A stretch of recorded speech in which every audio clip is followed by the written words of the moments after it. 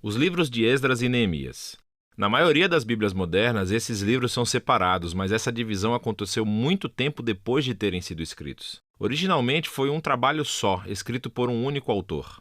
A história se passa depois que os babilônios destruíram Jerusalém e o seu templo e levaram muitas pessoas para o exílio. E a história desse livro começa cerca de 50 anos depois e conta o retorno de alguns israelitas a Jerusalém, e o que aconteceu quando eles reconstruíram a cidade e as suas vidas lá. Especificamente, o livro se concentra em 3 líderes-chave que guiaram os esforços de reconstrução. Você tem Zorobabel, depois Esdras e depois Neemias. E o conceito do livro se concentra nos esforços de cada líder.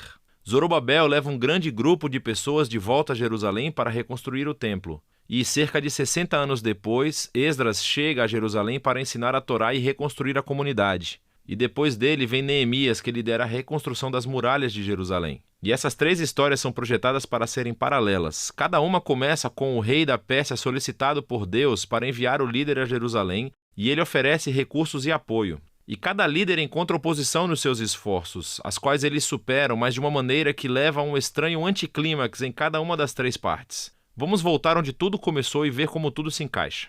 Assim, a história começa com um decreto de Ciro, rei da Pérsia, e ele é movido por Deus para permitir que os exilados retornem a Jerusalém e reconstruam o templo. E o autor diz que isso cumpre uma promessa feita pelo profeta Jeremias de que os exilados um dia retornariam a Jerusalém. Agora, esse cumprimento deve aumentar nossas esperanças em muitas outras promessas proféticas que indicam que o exílio não era o fim da história. Temos esperança para o futuro rei messiânico da linhagem de Davi. Temos esperança de um templo reconstruído onde a presença de Deus habitará com seu povo. Esperança de que o reino de Deus venha sobre todas as nações da terra e traga sua bênção, assim como ele prometeu a Abraão. E assim, é com todas essas esperanças em mente que lemos a história de Zorobabel. Seu nome significa plantado na Babilônia. Ele representa a geração nascida na Babilônia em cativeiro e lidera uma onda de israelitas que estão retornando a Jerusalém. Depois que eles se estabelecem por lá, eles reconstroem o altar para oferecer sacrifícios e depois o próprio templo. A cerimônia de fundação e depois a dedicação final do templo são momentos-chave. As histórias passadas do tabernáculo e a dedicação do templo devem estar em nossas mentes. É quando a nuvem de fogo da presença de Deus deve descer. Ele está entre o seu povo, e isso não acontece. E assim, enquanto pessoas estavam felizes com esse novo templo, os anciãos que tinham visto o templo anterior de Salomão clamam em pesar. Não é nada como o passado glorioso que tiveram, ou as suas esperanças para o futuro. E é aqui que temos a primeira história de oposição, e é muito estranho. Assim, os netos dos israelitas que não foram levados para o exílio tinham estado vivendo em Jerusalém o tempo todo, e vêm para oferecer ajuda na reconstrução do templo. E Zorobabel recusa. Ele diz: vocês não fazem parte do nosso templo. E isso, claro, gera um conflito que Zorobabel supera. Mas é muito estranho porque os profetas previram que as tribos de Israel se reuniriam juntamente com todas as nações para participar da adoração do Deus de Israel quando o reino finalmente chegasse. Então esse é um momento anticlimático, para dizer o mínimo. Na próxima sessão avançamos cerca de 60 anos e conhecemos Esdras. Ele é um líder entre os israelitas exilados na Babilônia. Ele é um estudioso da Torá e um professor, e então é nomeado por Artaxerxes, rei da Pérsia, para liderar outro grupo de pessoas de volta a Jerusalém. E Esdras quer trazer a renovação espiritual e social entre as pessoas. As nossas esperanças são altas, e novamente chegamos a outro momento anticlimático da história. Esdras descobre que muitos dos israelitas exilados que voltaram se casaram com exilados que viviam em torno de Jerusalém. Alguns deles não eram israelitas e quase com certeza alguns deles eram. Esdras então apela para os mandamentos da Torá, que Israel deve ser santo e se separar dos antigos cananeus. E então ele diz que as pessoas que vivem em torno de Jerusalém são como os cananeus. Elas vão corromper os exilados. Então Esdras oferece uma oração de arrependimento e é muito sincero. Mas depois ele convoca todos os líderes e faz esse decreto de divórcio, que diz que todos esses casamentos devem ser anulados e as mulheres e crianças mandadas embora. E o decreto é cumprido apenas parcialmente. Temos uma lista de alguns dos homens que se divorciaram de suas esposas. A história é muito estranha por várias razões. Primeiro de tudo, Deus nunca ordenou que Esdras fizesse isso. Foram os líderes de Jerusalém que levaram Esdras a fazer o decreto. Segundo, o profeta contemporâneo Malaquias disse que o exílio deveria se importar com a pureza. Mas ele também disse que Deus se opunha ao divórcio. E assim gera os resultados mistos do decreto. Tudo isso se encaixa nesse padrão estranho de anticlímax final. o que nos leva à próxima sessão sobre Neemias. Ele é um oficial israelita que serve no governo persa. E quando ouve sobre o estado arruinado das muralhas de Jerusalém, ele ora e depois recebe permissão do rei persa Artaxerxes para reconstruir as muralhas.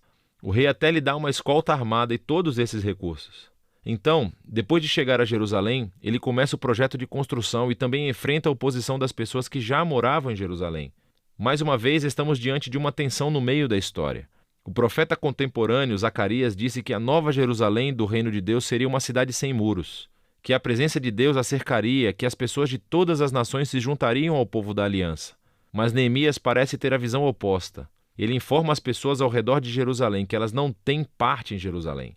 E isso, é claro, provoca hostilidade.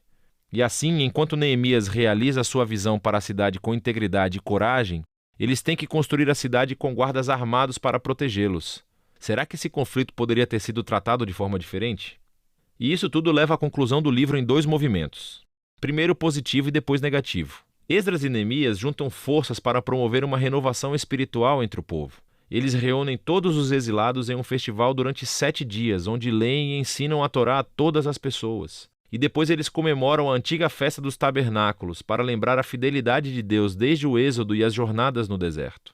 Então, eles oferecem uma confissão dos seus pecados, prometem renovar a aliança e seguir todos os mandamentos da Torá. E terminam com uma grande comemoração sobre o templo, as muralhas de Jerusalém. E estamos pensando que este até poderia ser o ponto da virada, mas não é. O livro termina em um grande infortúnio. Neemias caminha pela cidade e descobre que o povo não cumpriu seus votos da aliança.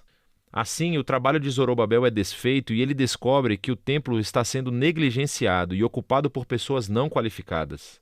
Ele então descobre que o trabalho de Esdras está sendo comprometido. Ele encontra todos transgredindo a Torá. As pessoas estão trabalhando no sábado. E isso afeta até mesmo seu próprio trabalho nas muralhas, porque as pessoas estão montando mercados ao redor dos muros de Jerusalém e trabalhando no sábado. Então Neemias fica furioso. Ele bate nas pessoas, arranca os seus cabelos e grita: obedeçam aos mandamentos da Torá. E as suas últimas palavras são uma oração para que Deus se lembre dele, que pelo menos ele tentou. E o livro termina. Quero dizer, é muito estranho, mas estamos preparados para isso, certo?